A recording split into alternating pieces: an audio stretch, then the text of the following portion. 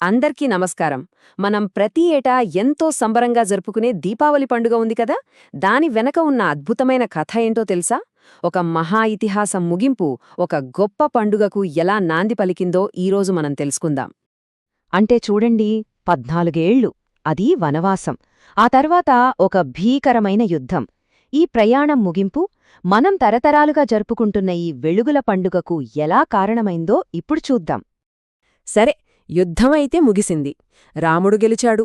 అంతటితో కథ అయిపోయిందా? లేనేలేదు. అసలు కథ ఇక్కడే మొదలైంది. లంకలో ఒక కొత్త శకం, ఒక శాంతియుత శకం మొదలైంది. ఊహించుకోండి, అడవులు, ఎన్నో సవాళ్లు, ఆ తర్వాత అంత పెద్ద యుద్ధం. అన్నీ ముగిశాయి. రావణుడి అరాచక పాలన ముగిసింది. లంక ప్రజలకు స్వేచ్ఛ వచ్చింది. ఇక్కడ రాముడు కేవలం గెలిచి ఊరుకోలేదు, శాంతిని స్థాపించాడు. స్నేహానికి, గౌరవానికి గుర్తుగా రావణుడి తమ్ముడైన విభీషణుడినే లంకకు కొత్త రాజుగా చేశాడు. అది అసలైన విజయమంటే. మరి విభీషణుడు తన కృతజ్ఞతను ఎలా చూపించాడు? ఒక అద్భుతమైన బహుమతితో. అదే ఈ పుష్పక విమానం. ఇది కేవలం గాలిలో ఎగిరే రథం మాత్రమే కాదు, 2 రాజ్యాల మధ్య ఒక కొత్త స్నేహానికి, శాంతికి ప్రతీక. ఈ విమానమే వాళ్లని అయోధ్యకు తీసుకువెళ్లబోతోంది. అయితే ఆగండి, వాళ్ళు ఇంటికి బయల్దేరే ముందు కథలో ఒక పెద్ద మలుపొచ్చింది. చాలా నాటకీయమైన, మనసుల్ని కదిలించే ఘట్టం. అదే సీత ఎదుర్కొన్న అగ్నిపరీక్ష. రాముడు సీతను రావణుడి చెర నుండి విడిపించాడు. అంతా బాగానే ఉంది. కాని కొంతమంది ప్రజల మనస్సుల్లో మాత్రం అనుమానాలు. రావణుడి దగ్గర ఇన్నాళ్లు ఉంది కదా, ఆమె పవిత్రత ఏంటి అని గుసగుసలు మొదలయ్యాయి. ఈ మాటలు సీతాదేవి మనసుని ఎంతగా గాయపరిచాయో కదా. తన గురించి తను నిరూపించుకోవాల్సిన అవసరం లేదని ఆమెకు తెలుసు. అయినా ఆ నిందలు శాశ్వతంగా తొలగిపోవాలి. అందుకే ధైర్యంగా ఒక కఠినమైన నిర్ణయం తీసుకుంది. అదే అగ్నిపరీక్ష. దేవతలు, ఋషులు, సైన్యం, ప్రజలు అందరూ చూస్తుండగా ఆమె ఏమాత్రం భయపడకుండా మండుతున్న ఆ నిప్పుల్లోకి నడిచింది. ఆ క్షణం అందరూ ఊపిరి బిగబట్టి చూస్తున్నారు. అప్పుడు జరిగింది ఒక అద్భుతం. ఆ మంటలు ఆమెను కనీసం తాకలేదు, పైగా ఆమెకు హారతి ఇస్తున్నట్టుగా ఉన్నాయి. స్వయంగా అగ్నిదేవుడే ప్రత్యక్షమై సీత ఎంత పవిత్రురాలో, ఎంత నిజాయితీపరురాలో లోకానికి చాటి చెప్పాడు. ఆ క్షణంతో అన్ని అనుమానాలు బూడిదైపోయాయి. సత్యం సూర్యుడిలా ప్రకాశించింది. ఇది మనకొక గొప్ప విషయాన్ని గుర్తుచేస్తుంది కదా. నిజాన్ని పరీక్షించినప్పుడే అది మరింత ప్రకాశవంతంగా మెరుస్తుంది. ఆ అగ్నిపరీక్ష సీత గౌరవాన్ని తగ్గించలేదు, పైగా దాన్ని రెట్టింపు చేసింది. సత్యం ఎప్పటికీ నిలబడుతుందని ఇది నిరూపించింది. సరే, ఇక ఆ అనుమానాలన్నీ తొలగిపోయాయి. ఇప్పుడు వాళ్ల ప్రశాంతమైన, ఆశతో నిండిన ప్రయాణం మొదలైంది తమ సొంత రాజ్యమైన అయోధ్యకు. ఆ పుష్పక విమానంలో పైనుంచి ప్రయాణిస్తుంటే ఒకప్పుడు వాళ్లు నడిచి వెళ్లిన అడవులు కింద కనిపిస్తున్నాయి. అవే అడవులు, అవే దారులు. కాని ఇప్పుడు ఫీలింగ్ వేరు.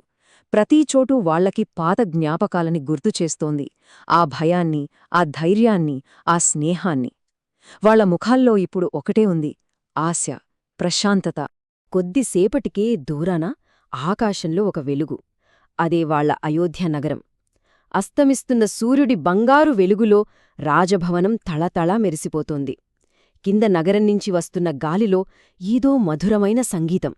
ఆ క్షణం వాళ్లకర్థమైపోయింది, 14 ఏళ్ల నిరీక్షణ ముగిసింది, ఇంటికి వచ్చేశామని. ఆ తర్వాత ఏం జరిగిందో అదే ఒక చారిత్రాత్మక ఘట్టం, రాముడి పునరాగమనం. అదే మొదటి దీపావళికి ఎలా దారితీసిందో ఇప్పుడు చూద్దాం. తమ యువరాజు తిరిగి వస్తున్నాడని తెలియగానే అయోధ్య ప్రజల సంతోషానికి హద్దుల్లేవు. ఊరంతా పండగే. వీధులన్నీ రంగురంగుల అలంకరణలతో నిండిపోయాయి. ప్రతి ఇల్లు, ప్రతి సందు అన్నీ దీపాలతో వెలిగిపోయాయి. నగరం మొత్తం కాంతులతో నిండిపోయింది. అదొక కన్నుల పండుగ. ఆనందంతో వాళ్లు జరుపుకున్న ఆ వెలుగుల వేడుకే మనం ప్రతి ఏటా జరుపుకునే దీపావళి పండుగ. ఆ రోజున మనం దీపాలు వెలిగించి చీకటిపై వెలుగు, చెడుపై మంచి సాధించిన ఆ గొప్ప విజయాన్ని గుర్తుచేసుకుంటాం. రాముడి రాక కేవలం అయోధ్యకు కాదు, ప్రతి ఇంటికి, ప్రతి మనసుకు వెలుగును తెచ్చిందే. ఈ కథ, ఈ పండుగ మనకిచ్చే ముఖ్యమైన సందేశం ఒక్కటే: ఎన్ని కష్టాలొచ్చినా, ఎంత చీకటి ఉన్నా, చివరికి గెలిచేది మంచే, ధర్మమే. రాముడు తిరిగి వచ్చాడు. అంతా సంతోషంగా ఉన్నారు. కథ ఇక్కడతో అయిపోలేదు. నిజానికి ఒక స్వర్ణయుగం మొదలైంది. అదే రామరాజ్యం. రాముడు రాజుగా, సీత రాణిగా పట్టాభిషేకం చేసుకున్నాక అయోధ్యలో ఒక కొత్త శకం, ఒక స్వర్ణయుగం మొదలైంది. రాజ్యం మొత్తం ప్రశాంతంగా, ఆనందంగా ఉంది. ప్రతి నిర్ణయం సత్యం, దయ, ధర్మం మీదే ఆధారపడి ఉండేది. దీన్నే మనం రామరాజ్యమని అంటాం. మరి రామరాజ్యమంటే ఎలా ఉండేది? అక్కడ ఆకలితో ఉన్నవాళ్లు లేరు, భయంతో బతికేవాళ్లు లేరు. ఇళ్లల్లో కాని, రాజ్యంలో కాని గొడవలు, అన్యాయాలు అనే మాటే లేదు. పేదా గొప్ప అనే తేడా లేకుండా అందరికీ ఒకే న్యాయం. శాంతి, సంపద, రాజ్యమంతా ఉన్నాయి. ప్రజలందరూ సుఖ సంతోషాలతో జీవించారు. ఒక ఆదర్శవంతమైన పాలనకు ఇది ఒక ఉదాహరణ. అందుకే ఈ దీపావళి కథ మనకు కేవలం ఒక పండుగ వెనుక ఉన్న కథను మాత్రమే కాదు, ఒక ఆదర్శ సమాజం ఎలా ఉండాలో కూడా చెబుతుంది. ఈ కథ చివర్లో మనం ఆలోచించాల్సిన ప్రశ్న ఒక్కటే: సత్యం, దయ, న్యాయం అనే ఈ మూలాల మీద మన సమాజంలో ఒక స్వర్ణయుగాన్ని నిర్మించాలంటే మనకు ఏం కావాలి? ఆలోచించండి.